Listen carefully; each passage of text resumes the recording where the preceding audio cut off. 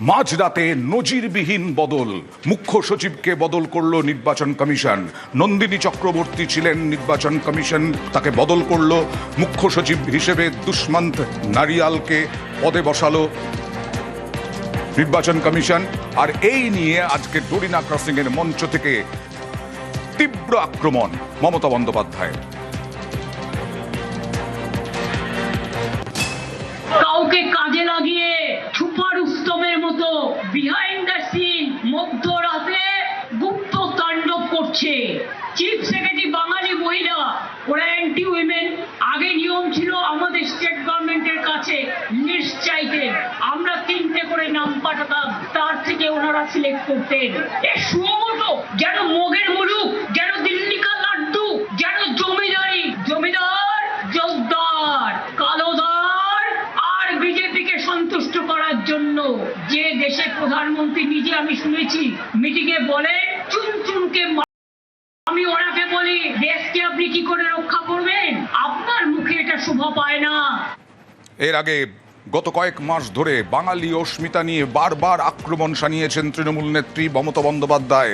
বিভিন্ন রাজ্যে পরিযায়ী শ্রমিকদের ওপর নির্যাতন, খুন, এই সব নিয়ে, এবং বিভিন্ন অভিযোগ করেছেন। আর আজকে মহিলা মুখ নন্দিনী চক্রবর্তী বাঙালি, তাকে সরানো নিয়েও সুর চড়ালেন কিভাবে দেখুন।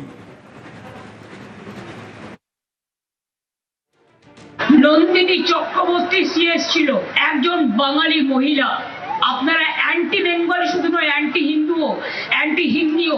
আপনারা নন্দিনী চক্রবর্তীকে রাত্রি 12:30টার পরে তাণ্ডব করে তাকে ঘাড় ধাক্কা দিয়ে বের করে দিলেন। একবার রাজ্যকে জিজ্ঞেস করার প্রয়োজন মনে করলেন না বিজেপি দালালি করতে গিয়ে? ঠিক আপনাদের, লজ্জা আপনাদের। হোম সেক্রেটারিও বাদ, তিনি তো নন বেঙ্গলি, কেন বাদ হলো? ডিজি কে ছিলেন? পীযূষ পান্ডে, এক কথায় বাদ, তিনি তো নন বেঙ্গলি ছিলেন। সুপ্রতিম কে ছিল কলকাতা পুলিশ কমিশনের? বাঙালি ছিল। বিনীত গোয়েল কে ছিল? নন বেঙ্গলি ছিল।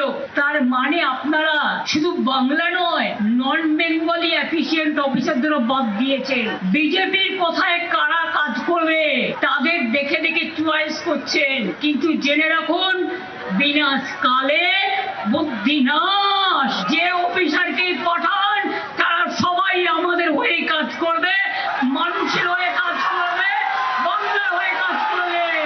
বিজেপির কথায় ডিএম চেঞ্জ করবেন, এসপি চেঞ্জ করবেন, আইসি চেঞ্জ করবেন 1.5 মাসের জন্য, তারপর মনুষ্যত্ব কিন্তু চেঞ্জ করতে পারবেন না, মানুষকে চেঞ্জ করতে পারবেন না।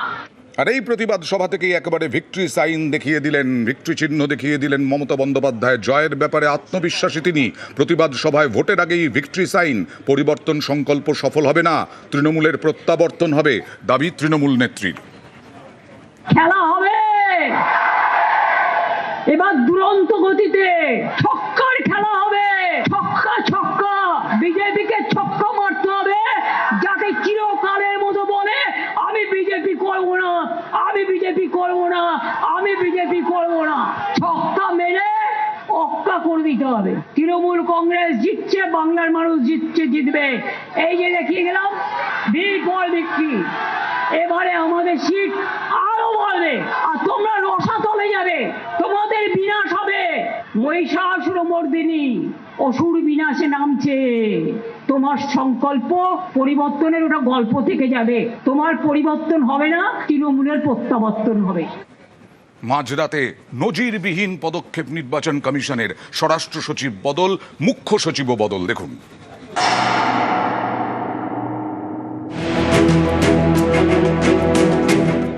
রবিবার বিকেলে পশ্চিমবঙ্গে ভোট ঘোষণা, 2 দফায় হবে ভোট।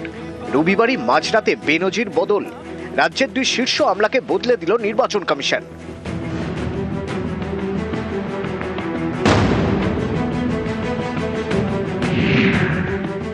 মুখ্য সচিব পদ থেকে সরানো হয় নন্দিনী চক্রবর্তীকে। তার জায়গায় নতুন মুখ্য সচিব দুষ্মন্ত নারিয়ালা, 1993 ব্যাচের আইএএস অফিসার। উত্তরবঙ্গ উন্নয়ন দপ্তরের সচিব থেকে এবার মুখ্য সচিব। এর আগে বিপর্যয় মোকাবিলা ও অসামরিক প্রতিরক্ষা দপ্তর এবং স্কুল শিক্ষা দপ্তরের সচিবের দায়িত্বও সামলেছেন। সাম্প্রতিক সময়ে কোনো ভোটের আগে এভাবে কোনো মুখ্য সচিব বদল হয়নি, যা এ রাজ্যে নজিরবিহীন। রবিবার মাঝরাতে মুখ্য সচিবের সঙ্গে স্বরাষ্ট্র সচিবও বদল করা হয়েছে। জগদীশ প্রসাদ মিনার জায়গায় রাজ্যের নতুন স্বরাষ্ট্র সচিব সংঘমিত্রা ঘোষ। 1997 ব্যাচের আইএএস অফিসার, নারী ও শিশু কল্যাণ দপ্তরের সচিব থেকে এবার স্বরাষ্ট্র সচিব। এর আগে অ্যাডিশনাল সিইও হিসেবে কাজ করেছেন। ভূমি ও ভূমি সংস্কার দপ্তরের সচিবের পদেও ছিলেন। নির্বাচন কমিশনের নির্দেশ, নন্দিনী চক্রবর্তী এবং জগদীশ প্রসাদ মিনাকে ভোটের কাজে ব্যবহার করা যাবে না। রবিবার মাঝরাতে প্রশাসনের শীর্ষ স্তরে বদল, পরদিন সোমবার পুলিশের শীর্ষ পদে বদল। রাজ্যের ডিজি ছিলেন পীযূষ পান্ডে, তার জায়গায় নতুন ডিজি সিদ্ধিনাথ গুপ্তা। জঙ্গলমহল থেকে অশান্ত পাহাড়, নানা সময়ে গুরুত্বপূর্ণ ভূমিকায় দেখা গিয়েছে সিদ্ধিনাথ গুপ্তাকে। যখনই যেখানে পরিস্থিতি অগ্নিগর্ভ, সেখানেই ময়দানে নেমেছেন সিদ্ধিনাথ গুপ্তা। এই সিদ্ধিনাথ গুপ্তার হাতে এবার রাজ্য পুলিশের ডিজির দায়িত্ব তুলে দিল নির্বাচন কমিশন। এডিজি আইন শৃঙ্খলা পদে ছিলেন বিনীত গোয়েল, তার জায়গায় অজয় কুমার রানারে। কলকাতার পুলিশ কমিশনার পদেও বদল, সুপ্রতিম সরকারের জায়গায় নতুন পুলিশ কমিশনার অজয় নন্দা। জঙ্গলমহল এবং পাহাড়ে অশান্তি মেটাতে অজয় নন্দাও গুরুত্বপূর্ণ ভূমিকা পালন করেছিলেন। তিনি একসময় এসটিএফ এ কাজ করেছেন, সিএম সিকিউরিটিতেও ছিলেন। নিউজ 18 বাংলা। মাঝরাতে নজিরবিহীনভাবে মুখ্য সচিবকে বদল, স্বরাষ্ট্র সচিবকে বদল, এছাড়াও পুলিশেও বদল, এই নিয়ে রাজনৈতিক তরজা তুঙ্গে।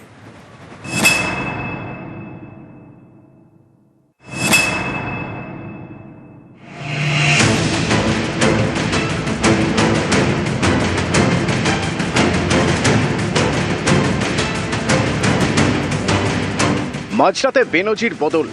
রবিবার ভোট ঘোষণার পর রাতেই পশ্চিমবঙ্গের দুই শীর্ষ আমলাকে সরিয়ে দেয় নির্বাচন কমিশন। নন্দিনী চক্রবর্তীর জায়গায় নতুন মুখ্য সচিব দুষ্মন্ত নারিয়ালা। জগদীশ প্রসাদ মিনার জায়গায় নতুন স্বরাষ্ট্র সচিব সংঘমিত্রা ঘোষ। কেন এভাবে মাঝরাতে বদল? এই প্রশ্ন তুলে সোমবার রাজ্যসভা থেকে ওয়াকআউট করেন Trinamool সাংসদরা। In protest against what the Chief Election Commissioner is doing, we, my party, the All India Trinamool Congress, is walking out for the day.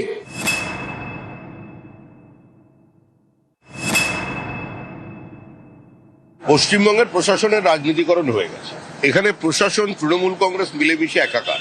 পুলিশের ভূমিকা প্রত্যেকের জানা, আইনের শাসন অনুপস্থিত, বিচার ব্যবস্থা আক্রান্ত। এই অবস্থায় নির্বাচন কমিশন নিরপেক্ষ নির্বাচন করানোর জন্য, ভয়মুক্ত নির্বাচন করানোর স্বার্থে যদি কোনো পদক্ষেপ নিয়ে থাকে, সেটা সম্পূর্ণ তাদের বিষয়। যার বিরুদ্ধে লড়তে আসছেন তিনি কিন্তু টাইগ্রেস অফ ইন্ডিয়া। যত খোঁচাবেন, ভোট গণনার পর প্রতিক্রিয়ার জন্য প্রস্তুত থাকবেন। ये डर हमें अच्छा लगा। ভয় পেয়েছে বিজেপি, ভয় পেয়েছে কমিশন। প্রশাসনের চেয়ার বদল করে কি হবে? মুখ্যমন্ত্রীর চেয়ারে তো মমতা বন্দ্যোপাধ্যায় ছিলেন, আছেন এবং থাকবেন।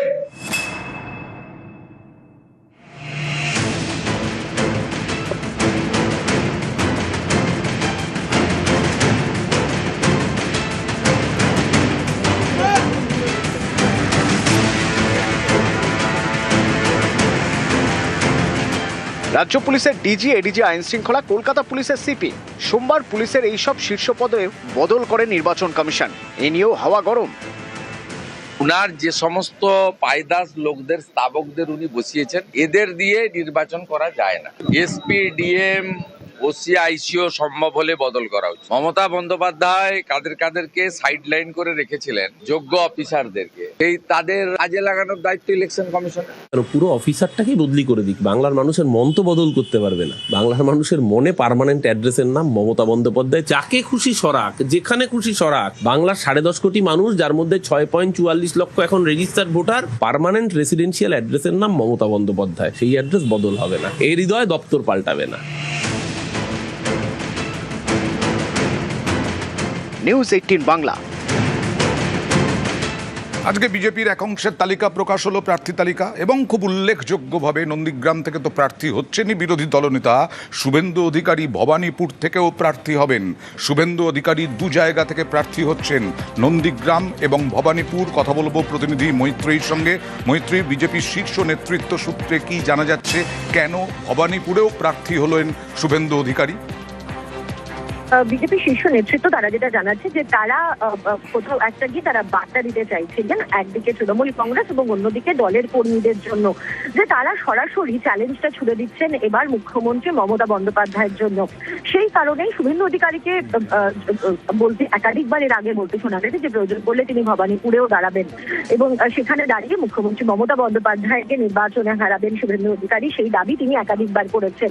এবার সেই বার্তাটাই যে বিজেপি তরফ থেকে সরাসরি চ্যালেঞ্জ ছোড়া হচ্ছে মুখ্যমন্ত্রী মমতা বন্দ্যোপাধ্যায়ের জন্য, সেই বার্তাটাই পৌঁছে দেওয়ার জন্য এবার নন্দীগ্রাম কেন্দ্রের সঙ্গে সঙ্গে ভবানীপুর কেন্দ্রেও প্রার্থী হয়েছেন শুভেন্দু অধিকারী। বিজেপির রাজ্য সভাপতি শ্রমিক ভট্টাচার্য যদিও তিনি বলছেন যে শুভেন্দু অধিকারী তিনি নিজেই ভবানীপুর কেন্দ্রে প্রার্থী হতে চেয়েছিলেন এবং দল তার সেই যে বক্তব্য বা তার যে আবেদন, সেই আবেদনের মর্যাদা রেখেছে এবং সেই কারণে ভবানীপুর থেকে প্রার্থী করা হচ্ছে শুভেন্দু অধিকারীকে। এখানে খুব তাৎপর্যপূর্ণ হচ্ছে ভবানীপুর কেন্দ্রের যদি আমরা এসআইআর এর চূড়ান্ত ভোটার তালিকা দেখি তাহলে সেই সময় কিন্তু ভবানীপুর কেন্দ্র থেকে প্রায় 43,000 ভোটারের নাম বাদ গিয়েছিল। ফলে এই শুভেন্দু অধিকারীর ভবানীপুর কেন্দ্রে দাঁড়ানো এবং এই 43,000 ভোটারের নাম বাদ যাওয়া, এই দুটোর মধ্যে কোনো সম্পর্ক রয়েছে কিনা সে নিয়েও কিন্তু ইতিমধ্যেই জল্পনা যথেষ্ট তুঙ্গে রয়েছে, যদিও বিজেপির সর্বভারতীয় নেতৃত্বের তরফ থেকে সেই জল্পনাকে খুব একটা হাওয়া দেওয়া হচ্ছে না। বেশ, আর এই ছবি দেখছেন শুভেন্দু অধিকারী কয়েকদিন আগেই ভবানীপুরেই মিছিল করেছিলেন। শুভেন্দু অধিকারী ভবানীপুর কেন্দ্রে মানে মুখ্যমন্ত্রীর বিরুদ্ধে লড়ার জন্য তিনি দলের কাছে আবেদন করেছিলেন।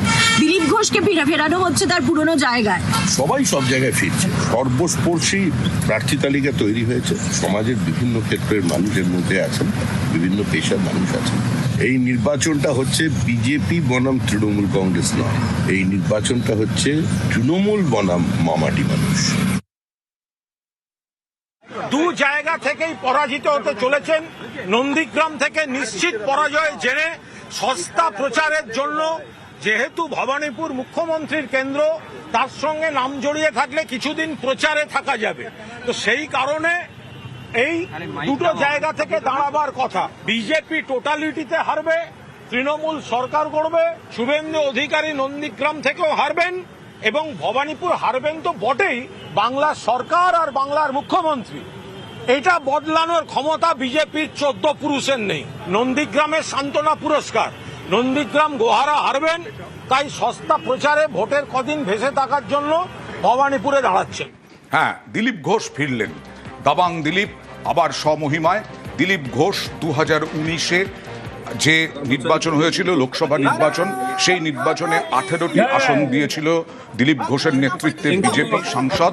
তারপরে 2021-এ 77 আসন হয়েছিল। সেই দিলীপ ঘোষ বহুদিন অপাঙ্ক্তেয় ছিলেন।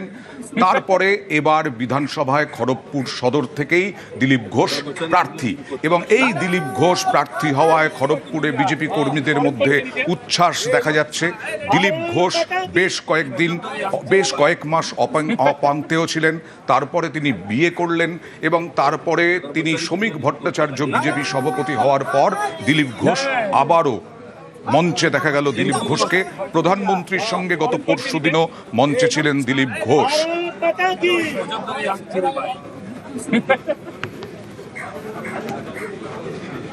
আজকে সিপিআইএমেরও একাংশের, অর্থাৎ বামেদের একাংশের প্রার্থী তালিকা প্রকাশ হলো। সেখানেও বামবাজি হচ্ছে, নতুন মুখ, তরুণ মুখ, এবং তরুণ মুখ দিয়েই এবার বামেরা চাইছে 2026-এর বিধানসভা নির্বাচনে লড়াই করতে।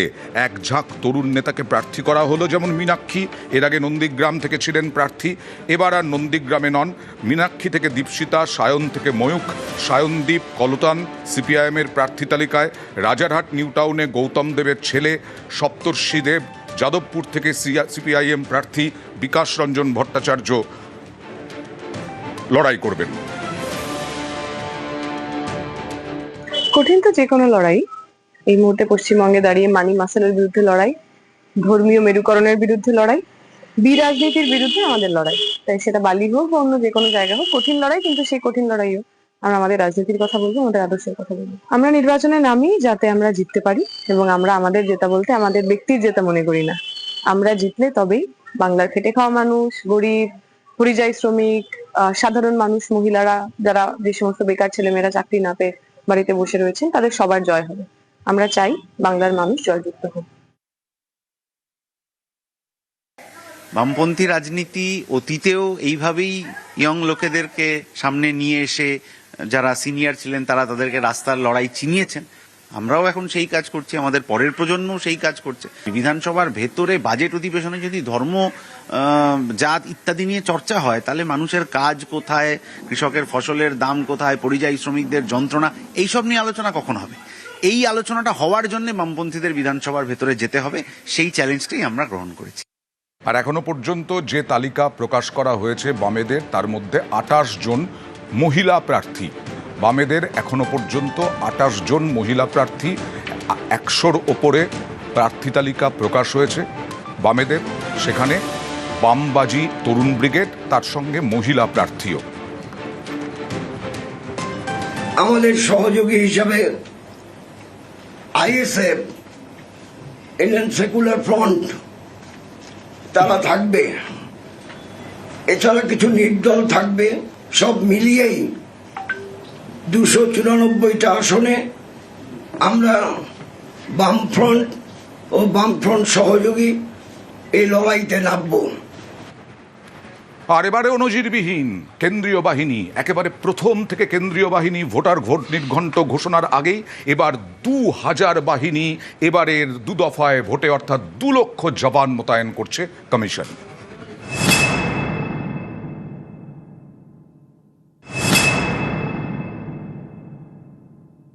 বাংলার বিরুদ্ধে যুদ্ধ ঘোষণা করতে চাইছে, 250-র বেশি আসন পেয়ে জিতবো। এ তো পরাজিতের আর্তনাদ। বাঙালি তৃণমূলের সঙ্গে আর নেই। বাঙালি জিতবে, বিজেপি জিতবে।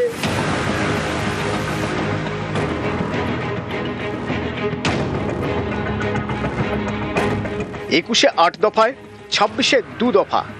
বাংলায় এবার 2 দফায় ভোট। দফা কমিয়ে বাহিনী বাড়ানোয় জোর দিয়েছে নির্বাচন কমিশন।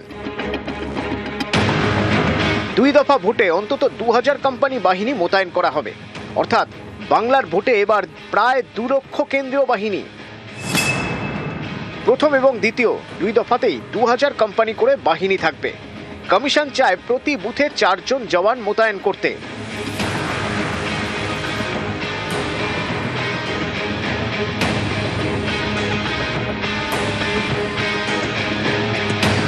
সাধারণত ভোট ঘোষণার পরে রাজ্যে কেন্দ্রীয় বাহিনী আসে। এবার ভোট ঘোষণার আগে 480 কোম্পানি বাহিনী এ রাজ্যে আসে।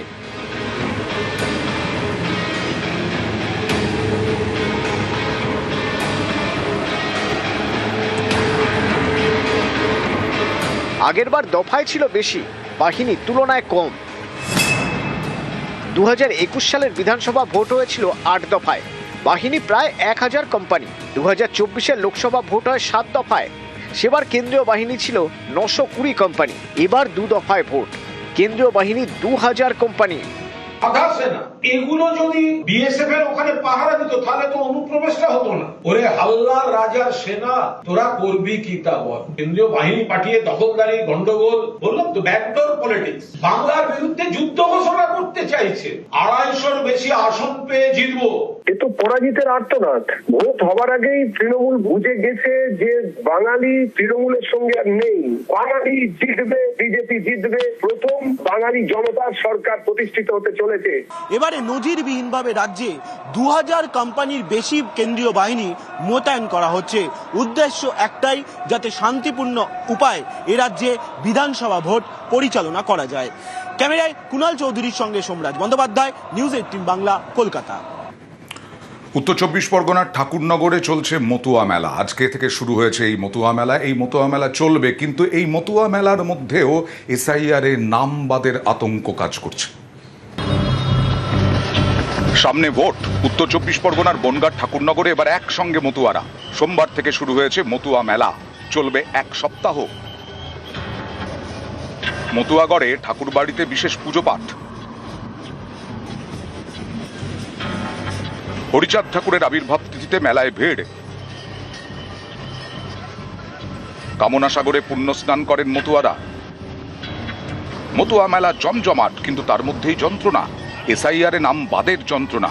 মতুয়া প্রধান বেশিরভাগ আসনই উত্তর 24 পরগনা ও নদিয়ায়। উত্তর 24 পরগনায় নাম বাদ পড়েছে 1,88,746 জনের, নদিয়ায় 1,06,98 জনের। 28 ফেব্রুয়ারি কমিশনের প্রকাশ করা প্রথম ভোটার তালিকা অনুযায়ী উত্তর 24 পরগনায় বিচারাধীন 5,91,252, নদিয়ায় বিচারাধীন 2,67,940। মতুয়াদের দাবি, তাদের অনেকের নাম বাদ গেছে, অনেকের নাম বিচারাধীনের তালিকায়। নাম কাটা গেলে ব্যথা অবশ্যই থাকবে, যে কোনো একটা ভক্তের ব্যথা লাগলেই সেখানে আমাদের পাশে থাকা দরকার। যাদের কাটা গেছে তাদের যেভাবে হোক আবার যেন পুনরায় যারা সঠিক নাগরিক তাদের যাচাই করে বাছাই করে যেন আবার আমাদের শক্তিটা আমরা যেন সেই নাগরিকত্ব পাই। আমার ভোট বিচারাধীন আছে আর আমার ছেলের ভোটটা কাটা গেছে। 23 বছর ভোট দিচ্ছি, আজকে আমার সেই ভোটার নেই বলতে হবে। তাহলে এখানে আসে যদি আজকে আমি যাত্রী করে বাঁচাবো, যদি আমার ভোটার অধিকার না থাকবে। ব্যথা তো সেই ব্যথা, প্রচুর ব্যথা নিয়েই তো মোটামুটি মেলায় আমাদের আসা। আমাদের হাতে কি আছে, কিছু আছে নাকি? সোমবার এক্সপোস্টে মতুয়াদের শুভেচ্ছা জানান প্রধানমন্ত্রী। লেখেন, মতুয়া ধর্মমেলায় আগত সমস্ত ভক্ত ও অংশগ্রহণকারীদের জানাই আমার আন্তরিক শুভেচ্ছা ও অভিনন্দন। গত 1 দশকে আমাদের সরকার মতুয়া সম্প্রদায়ের কল্যাণ, ক্ষমতায়ন এবং মর্যাদার প্রতি সম্পূর্ণ দায়বদ্ধ থেকে কাজ করে চলেছে। কেন্দ্রীয় স্বরাষ্ট্রমন্ত্রীও মতুয়াদের বার্তা দিয়ে সোশ্যাল মিডিয়ায় পোস্ট করেন। মতুয়া ভক্তদের ভোটগুলো কেটে গেল, তখন তো উনি সেটা দেখেনি। উনি টুইট করেছে, আমরা ধন্যবাদ জানাই, কিন্তু গতবার করেনি, কারণ ইলেকশন ছিল না। যে ভক্তরা আপনি ভোট কেটে দিয়েছেন তাকে আগে ভোটের আগে অধিকার দিন।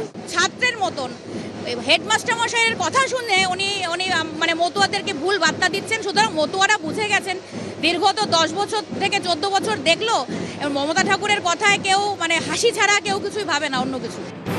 এবার মতুয়া মেলায় একসঙ্গে তৃণমূলের রাজ্যসভার সাংসদ মমতা বালা ঠাকুরের মতুয়া মহাসংঘ, বনগাঁর বিজেপি সাংসদ এবং কেন্দ্রীয় প্রতিমন্ত্রী শান্তনু ঠাকুরের মতুয়া মহাসংঘ, গাইঘাটার বিজেপি বিধায়ক সুব্রত ঠাকুরের মতুয়া মহাসংঘ। 3 মতুয়া গোষ্ঠী মিলেমিশে মেলা করছে। তবে এসআইআর ক্ষোভ থামছে না, হচ্ছে তরজাও। যখন ভোট চাইতে আসা হয় তখন মতুয়াদের দরকার হয়। এখন মতুয়ারা যেই প্রবলেমে পড়ে গেছে, এখন মতুয়াদের ভোট কাটা হয়ে গেছে। এটা তো সাধারণ মানুষের, মতুয়াদের মধ্যে আতঙ্ক তো একটা ছড়িয়েই গেছে। ডেলিভারিটলি ইচ্ছাকৃতভাবে নামটা বাদ দেওয়া হয়েছে। ছেলে বা মেয়ে বিজেপি করে বলে তাদের নাম বাদ। এই নামগুলো সব উঠবে, ফর্ম 6 এর মধ্য দিয়ে এগুলো উঠবে। যারা 6 মাস 7 মাস 1 বছর আগে এসছে তাদের তো নাম উঠবে না। হ্যাঁ, নাম উঠবে, তাদের ফি এর জন্য অ্যাপ্লাই করতে হবে। ক্যামেরায় রাজীব কুমার সিং এর সঙ্গে অনিরুদ্ধ কীর্তনিয়া, নিউজ 18 বাংলা।